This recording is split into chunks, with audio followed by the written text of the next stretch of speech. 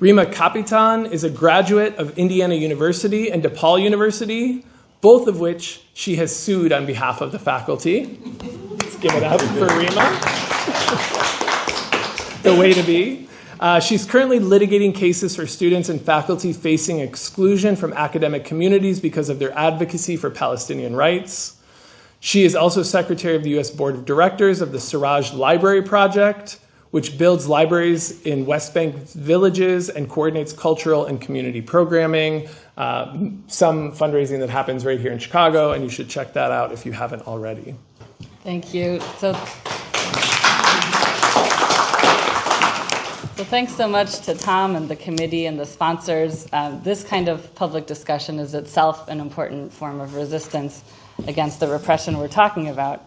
So I'll be talking about the repression of the right to speak about Palestine on academic campuses. So in Palestine itself, the Israeli government has long been engaged in a campaign of repression of education because it sees the role, correctly, it sees the role of education as central to liberation and self-improvement. And just as long, Palestinians have seen and used education to resist Israeli occupation and apartheid. And they've done this through underground schools, when Israel shut down schools for months and years at a time, and universities.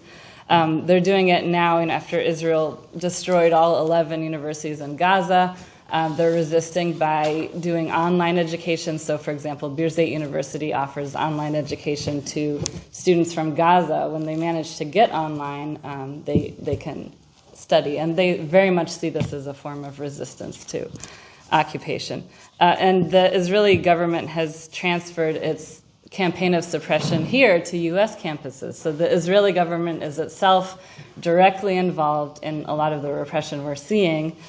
For example, the Foreign Affairs and Diaspora Affairs ministries have a task force that has developed a plan aimed in part at inflicting, quote, personal, economic, and employment repercussions for the distributors of anti-Semitism, as they call it, by which they mean opposition to repression in Palestine.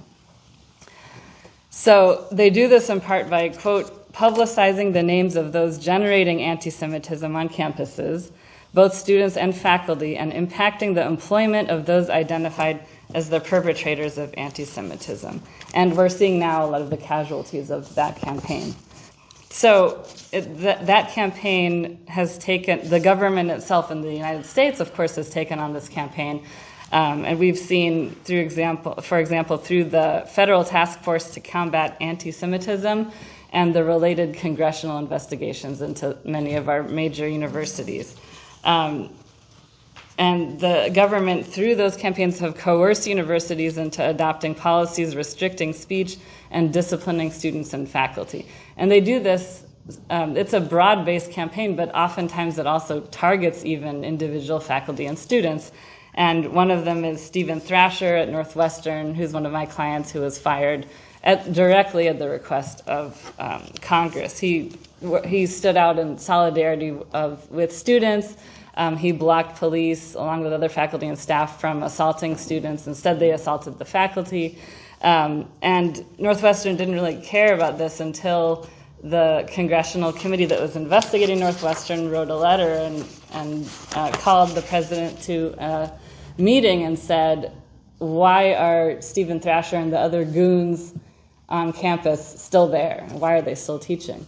So it was after that Northwestern filed a criminal complaint against Stephen Thrasher, brought disciplinary charges against him. Unfortunately for them, they had to go through a faculty committee which said, no, you can't do that.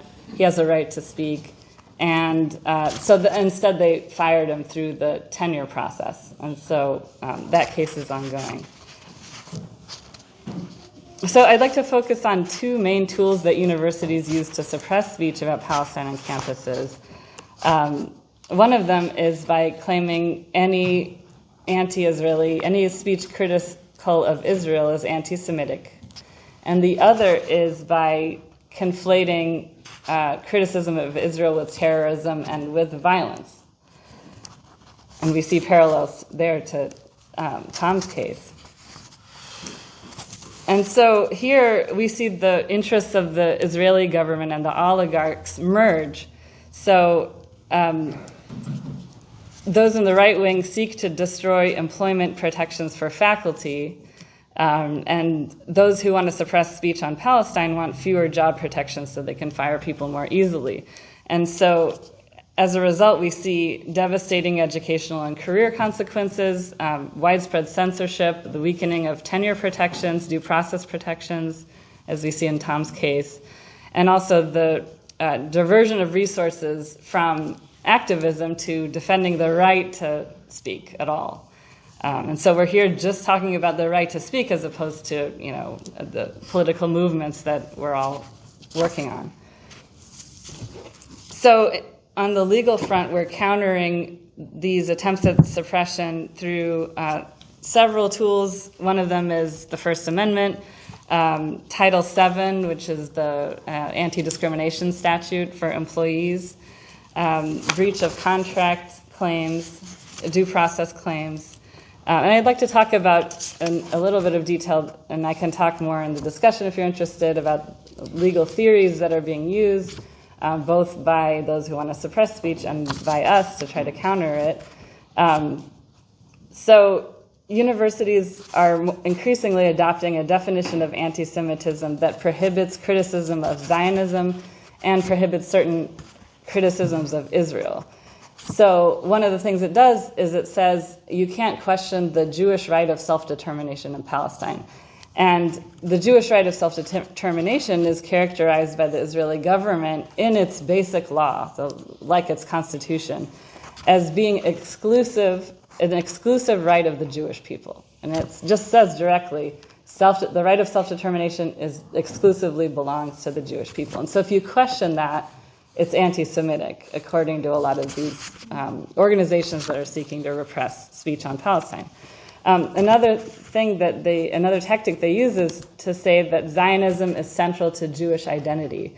And so if you criticize Zionism, you're anti-Semitic.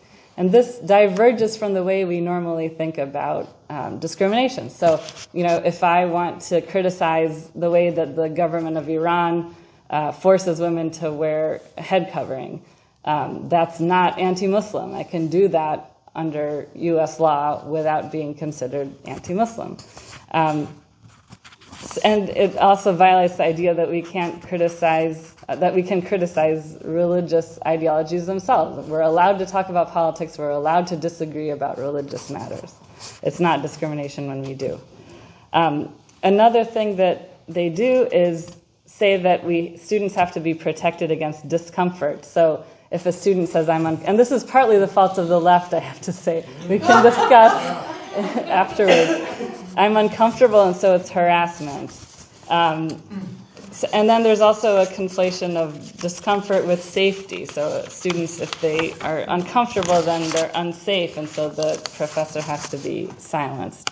But the Supreme Court says that discomfort is not a permissible reason for suppressing speech. In one of the most famous cases, the Tinker versus Des Moines school district case, the court said, it's firmly settled that under our Constitution, the public expression of ideas may not be prohibited merely because ideas are themselves offensive. Oh, time's up. To some of their hearers. And I'll stop there, to be continued.